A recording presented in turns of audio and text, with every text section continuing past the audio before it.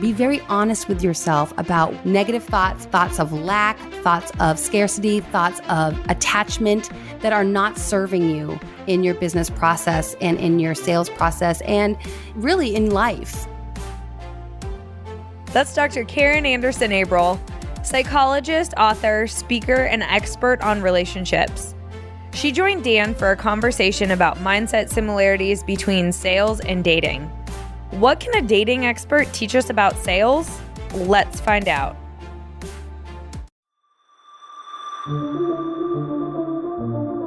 I'm Kylie Schmitz. I'm Dan Lappin, and this is Breaking Sales, a nonconformist take on rejecting the sales status quo.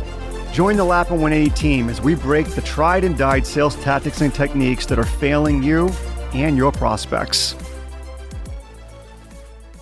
Karin, could you kind of share a little bit of what your expertise is, maybe a little bit about what you do, how you help your clients?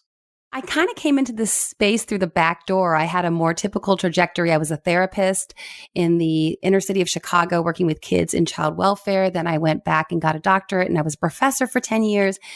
And the professional realm of my life was going as planned, but the personal realm was not going as planned. I had a broken engagement. I called off a wedding, did the runaway bride thing, and then was back on the dating scene in my mid-30s and started really questioning the messages that were out there for singles and for that dating relationship space. And so much of the rhetoric was, you're doing everything wrong, you're fundamentally flawed, and that's why you haven't met someone. And I thought, or maybe people are doing the right thing by being very selective and being very careful and conscientious and intentional about their approach to meeting the person with whom they plan to spend their life.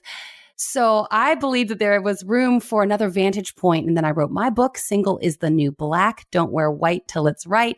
And that ushered me into having my own podcast called Love and Life and taking a lot of the psych stuff that I was teaching in the academic context and bringing it to the layperson, which has been a really rewarding experience for me. What I want to talk about first is this idea of expectations, Karin.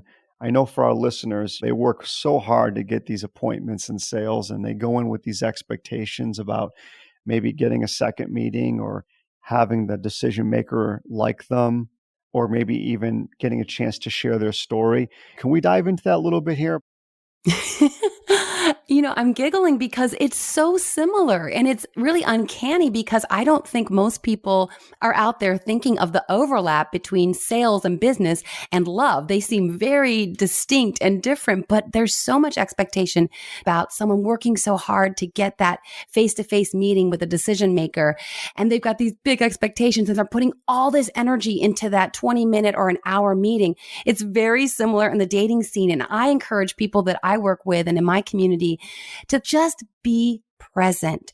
Don't put all these expectations into this, within 3 minutes trying to figure out whether it's a fit or not. Or if it's going well after 20 minutes, they start planning their wedding in their mind. I mean, they're putting so much energy into it as if it's the most important, critical meeting ever. And really, that puts pressure on them as a dater. And then also there's an energy in the air that, like you were saying, I think is very not helpful to the process. I like how you separated expectations and standards. How do you teach those that you work with to separate the two? Because I'm sure it's very similar in sales. So the standards are about you knowing yourself and knowing what's going to work for you. And of course, in the dating relationship realm, we're talking about, I know my core values. Couples do well partnering through life when they align on core values. So we don't have to have big fights about big ticket items because we agree about the way to do life. When you clarify for yourself, and it has to do with self-knowledge and having a good understanding of who you are and who will be a good fit for you. So when you understand that, you keep your standards real high, then you are freed up to not be feeling that pressure of, I got to prove to this person I'm on a date with that I'm great for them. It's not this, I got to do a little song and dance and woo them. It's you come into that space and in that connection of meeting this person with an energy of peace because you know who you are and what you're looking for, and you're just gathering information. Yeah, when you talk about standards, Karin, I think about sales. One of the standards would be stop chasing. Go have a conversation, determine if that prospect needs your expertise or service. My instinct as you talk is that's very similar on the dating as well. Absolutely. And I always encourage us to feel that complete sense of self. It's very much you want a relationship, but you don't need one. You know that you are complete in and of yourself. That line from Jerry Maguire was cute in the movies. It's not cute in real life. The you complete me. No one needs to be completing anyone else. And it's the same in sales, right? I'm not chasing the sale. I'm not chasing the account. And it's the same with dating. We need to approach dating from a sense of, yes, I would like a partner, but I don't need one. There's a very important distinction there. Yeah, that's a tough one because when they go into a sales call, they've worked so hard to get that appointment. They do have a tendency to have this need where I need this to go well. I need this prospect to see my value. When you're coaching individuals in your community on the dating scene, is there certain coaching techniques that you use to help them pull back from that need to either gain validation during the date or chase, for the second date? I love that word that you used, validation. It's sad that we feel that we need to be validated from something external, but it's normal. We often grow up feeling that we are insufficient in some way, and we look for that reinforcement. And depending on our childhood wounds, for example, we may feel that we're always coming from a place of, I need you to make me feel okay about myself. So of course, with people that are in my community, I'm encouraging them to be very honest with themselves, to take their own emotional temperature, so to speak. Are they feeling that they're approaching dating from a place of, I need you to validate me. I need you and whoever I come across to validate me. Because if we're doing that, we're then turning over all the power to someone else. And our happiness is in their hands. And it could start in the first date if someone is really, this person, I find them very attractive. They're very charming. I want this person in my life. I like how I feel when I'm with this person. And it's messy because it's okay to like how you feel with your life partner. That is a good sign that you will feel a lovely connection that has this natural flow about it. But there's a very thin line between enjoying someone's company and then feeling, I need you to make me feel okay, to validate me. So I coach people to be very honest, to read self-help books, to listen to podcasts, of course, to do psychotherapy with someone who can help them recognize, what do I need to feel full and complete within myself so that I'm bringing an energy of I am complete and I'm just interested to see if we would make a nice partnership, as opposed to I'm incomplete. Please validate me. There was a time in my life when I was dating and just getting into sales. And I know I looked for validation for the person that I was dating, and I looked for validation from every prospect I sat down with. So if you were to sit with someone like me back then, who looked at both perspectives or channels of his life, dating and in sales, and needing validation, what would be some of the advice you'd give me? The theme of my podcast is take charge of your thoughts, take charge of your life. So I approach these sorts of situations from a point of understanding the messaging that you have internalized, the self-talk, your inner monologue, and really sometimes just clarifying and articulating what you're thinking. So I would encourage you to first look at the thoughts, then look at what's beneath the thought, because every thought beneath it is a belief and a meaning that we are giving to. So something like, I really need to have a partner in my life. And then that would be the thought. And underneath that, I would encourage us to then unpack, what's the meaning? What does that mean? Well, because if I have someone in my life, then I'll feel better about myself. Then I'll feel that I can go to parties and have this beautiful person on my arm. And to unpack why that is so important, why you're giving so much energy to that. And when we unpack into the meaning, that's where we can make the adjustment at the meaning level. When people get divorced, for example, divorce is painful. Of course, you're going to have a very strong emotional reaction to the loss of the marriage and to the loss of the dream of this life that you were going to have together. But some people go in the direction of, okay, I'm divorced and now I'm moving on. And some people get real stuck. The thought is I'm divorced. And then there's the layer beneath that is I'm divorced, which means I'm a failure. I am now damaged goods. No one's going to want to deal with all my baggage. Or some people go, I'm divorced. That means I'm free. I have a second chance. I can get it right this time. So that meaning that they ascribe to the exact same situation changes everything. It changes their energy. It changes their emotions about it. Yes, it's painful either way, but there's hope and there's moving forward into a positive direction. So going back to you in the day when you were trying to get sales and also trying to get dates, I would want you to understand the meaning that you're ascribing to the situation that you're in so that we can unpack it. That's where we can dismantle, challenge if necessary, and perhaps provide a new meaning to the experience. Yeah, as you were talking, I thought about that negative self-talk. We all have it. It pops up at the most opportune or the the most inopportune times. Are there some things that you help your community with in terms of how to move off of self-talk and into a more positive talk track in the heat of the moment? Yeah, there are two approaches that I like to use, and they both come from the therapeutic realm. And one is called REBT by Albert Ellis, and it's rational emotive behavior therapy. A lot of times that negative self-talk is quite irrational.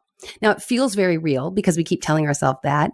And also the brain is primed to look for negative situations because your brain is always trying to keep you alive. So we're having to fight our brain's desire to keep us alive, really. But we have to do that because for our emotional well-being, we need to get into a positive place. So rational emotive behavior therapy is going to take that self-talk and look for the irrational elements of it. Albert Ellis started it when he was a young man and he was finding that he was petrified to ask women out for dates. And so he started looking at what was behind this fear and this anxiety about trying to ask a woman out for a date. And he thought, what's behind it is that I'm thinking that if I go up to that attractive young lady and ask her out and she says no, that then somehow that means I'm unlovable. It means that I am worth nothing because this one person took a pass on going out with me. And he started realizing how irrational it is to assume that just because one young lady doesn't want to date me, that I'm unlovable. No other women will ever want to love me. The catastrophizing that we do in our mind based on one example, dismissing all the other examples that show that we are in fact quite lovable and that yes, many people want to hang out with us. It's just this one particular person who doesn't. So he does this rational emotive behavior therapy where he takes that irrational thought and disputes it, what he calls a cognitive disputation. Now, another more kind of Zen approach is from ACT, Acceptance and Commitment Therapy. Dr. Stephen C. Hayes is the creator of acceptance commitment therapy, and he talks about defusing from our thoughts such that we can realize that just because I have a thought, it doesn't have to be fused to me as if it is me. I can defuse, get some distance between my thoughts, which helps me go, oh, that's interesting. So instead of having the intensity of the thought of like, if this girl rejects me, I'm unlovable, period, end of story, I defuse by going, that's an interesting thought I'm having.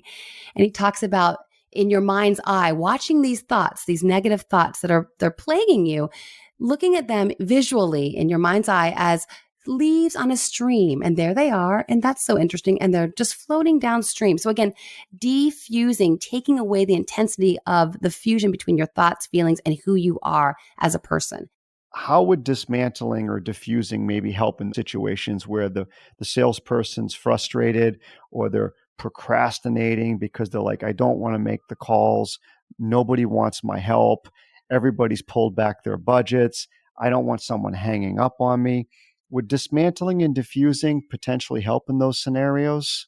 I just see so much overlap, don't you? Because again, it's this assumption that if I don't get this one call, I call this one company and I'm not able to get a hold of the decision maker, then that means I'm never going to be able to get a hold of any decision makers.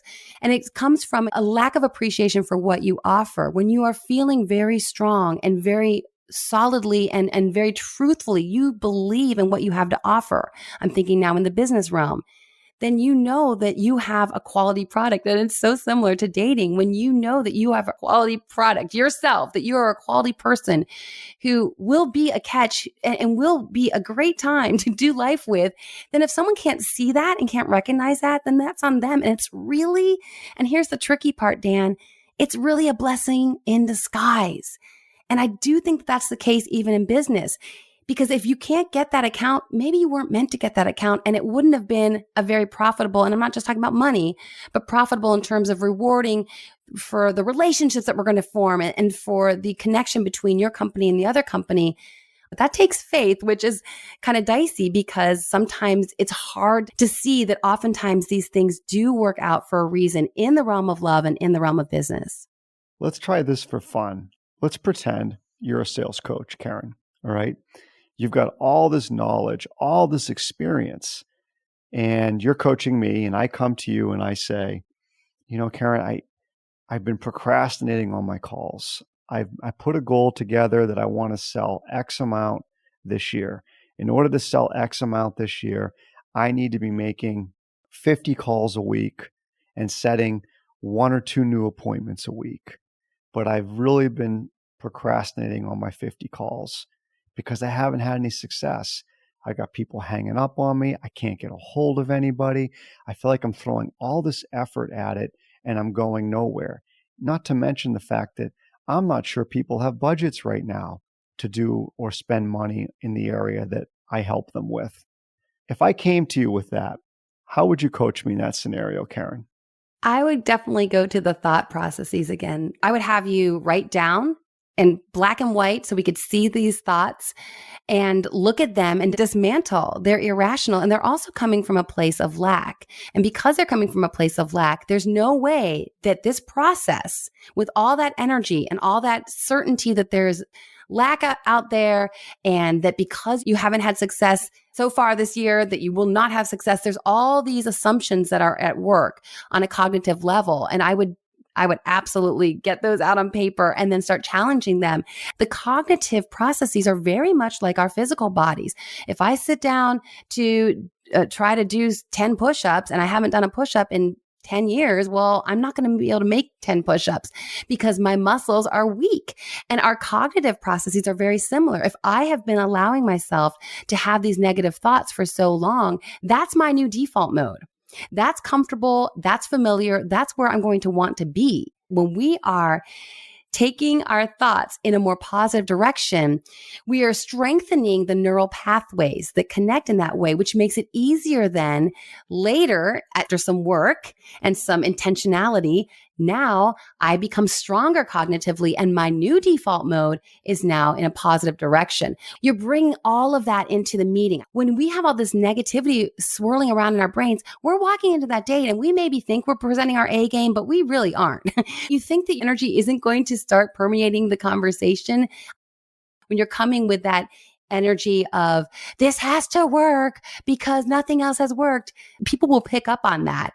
You really have to be aware of what your thought process is heading into the experience. Yes. Yeah, as you were speaking, I was thinking, no one taught me how to mentally prep for a date. The mental prep was go get a workout in, get cleaned up, figure out a nice restaurant, and go have a nice evening. There was no thought process or intentionality on, all right, let me make sure that I'm not seeking validation. Let me make sure that I'm coming from a space where I feel good about myself. I'm okay if this doesn't go right. None of that existed. Is that coming more prevalent right now in the dating scene where people are starting to mentally become more aware of where their head is prior to the date and then get more into that intentional mode as they go out on the date? I hope so.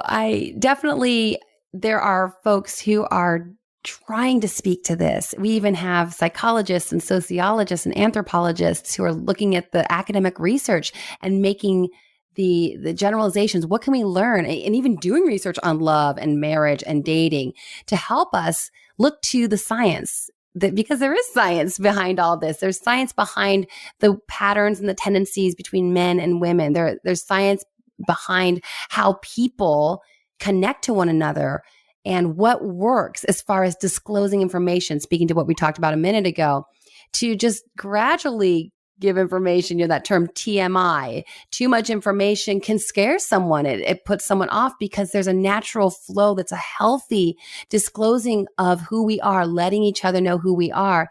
So when we take all that research and try to apply it, I think there are many people who are trying to avail themselves of those studies. And there are some psychologists. I just interviewed one on my podcast she wrote a book called Love Factually. And she looks at all this, even anthropological research to look at how does love form and pair bonding form in all cultures worldwide and since the dawn of time? How do we look to this so we can better understand, like you're saying, okay, I've got a date at 7. How do I use all this research and all this knowledge, these facts, to help me prepare to put myself into a space that is going to be healthy, emotionally, healthy, socially, so that I can have the most positive experience possible and to up my chances of finding someone who I'm really compatible with?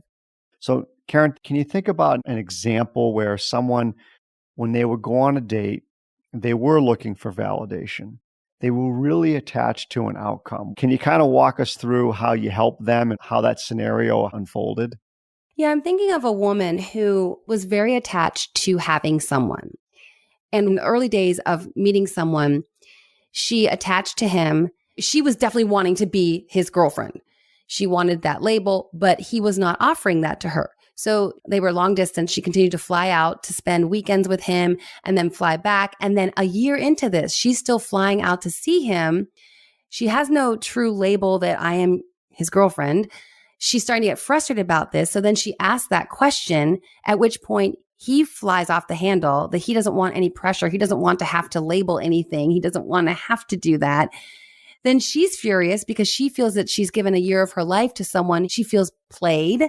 She feels that she was being duped in a sense. And the hard part for me, Dan, was that she's coming to me, but I'm seeing probably what you're seeing and what listeners are hearing is that her desire to have that attachment, that was overriding her good sense. It was overriding her smarts. So by the time she's talking to me, there's been a precedent established that he's in charge. He can have his cake and eat it too, so to speak. And she was willing to take that because she wanted the connection so badly that she'd take a crumb of a connection, really, because it wasn't the connection she wanted, but because she was so desperate for any connection, she was willing to take whatever he would give. Did she ever figure out how to move on appropriately? So at that point, we had to do the work that we've been speaking to throughout the episode, where we had to look at the meaning that she was ascribing to attachment. She was giving so much energy to attachment because why? Because she didn't feel complete in and of herself. So it kind of reminds me of what might be going on in sales, where you become so desperate for that account or so desperate for that partnership that you lose sight of anything else that's going on. You know, one of the things you mentioned earlier, and we did talk about it, but I wanted to get back to it. I'm trying to help our listeners understand the difference between expectations and standards. So can you kind of go a little bit more into how do you help your community separate expectations versus standards? So I love the idea of low expectations, high standards. Low expectations early on.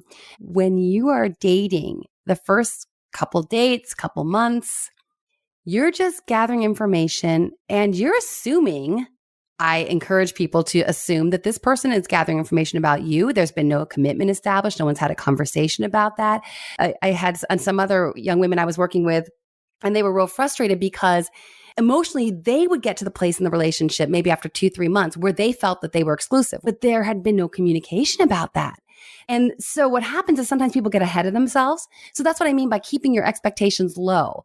You're not putting a lot of stock into anything. Now, the standards need to remain high, though, because when we have high standards, then we're very savvy when we're dating. We're going, wait a minute, I have a high standard that I want to be with someone who's polite, not just to me, but to the server at the restaurant. I want to be with someone who has values that are similar to mine, who treats people well. I want to be with someone who has similar life goals. Where, you know, a couple months in, you realize this guy calls in sick when he's not sick all the time. And then you start realizing, well, that's violating my standards because I want to be with a person of integrity. So when we keep those standards high and the expectations low, we're in a very savvy and aware space because we're not projecting all this energy and these expectations and assumptions onto it. We're just laying back and gathering information. And that's so hard to do because people get excited and the emotions start going and they want to be in love. But when we're doing that, we are losing our objectivity such that we can lower our standards without even realizing it. And we start losing all our smarts and all of our savvy awareness and our objectivity. So there is a big distinction there. I wrote down standard, scarcity, conflict. So from what you were talking about, it's good to have a high standard. But if you come into a relationship with a scarce mindset, you're going to feel the conflict and the tug of war of maybe putting up with more than you should put up with. It's the same in sales. A lot of prospects don't put a lot of energy and effort into the conversation or answering questions. And the sales professional puts up with it because they came into the meeting with a scarce mindset. So wrapping up, Karin, we've talked about the incredible similarities between dating and relationships and sales. And we've talked about how much of it is just it's mindset. So are there 3 nuggets of advice that you would give sales professionals based on what we've talked about today? Yeah, I love that you are so focused on mindset. We can't control a ton in our life, but we can absolutely control our mindset, which then beautifully trickles down into everything else. I would say look to the mindset strategies we've talked about today and be very clear, be very honest with yourself about negative thoughts, thoughts of lack, thoughts of scarcity, thoughts of attachment that are not serving you in your business process and in your sales process and really in life. These negative thoughts are going to permeate everything if we don't rein them in. So my first takeaway message would be to just identify them. We can't address something that we're not even aware of is going on in our minds. And that might be journaling. That might be talking to a friend who can provide a sounding board for you, or therapy, of course. The second takeaway, I would encourage you to remember that what you're bringing into that room is on you, and you are projecting something onto that room with that decision maker, and you are the only one who can control that. So going back to the mindset, making sure that the energy you're bringing into the room is from a place of, I am complete. I have something wonderful to offer. If they take it, great. If not, it wasn't a fit. No harm, no foul. And then 3, recognize that your life is full. Your life is complete. No matter what, and no matter what the outcome is, whatever happens in that meeting, in that pitch, or in that presentation, if you are going into it convinced that no matter what happens, you can interpret it in a way that's positive. And that's not just the glass is half full. This is really strategies for emotional health. We always have the opportunity to interpret something in several different ways, and we choose how to interpret. Karin, is there anything you'd like to share with the listeners on how they can maybe reach out to you or get in contact with you if they choose to? Yeah, that'd be great. My podcast is called Love and Life. My website is loveandlifemedia.com. I'm really active on Instagram. I'd love to connect with any of your listeners. They can reach out to me. I'm at Dr. Karin. It's dr.karin on Instagram.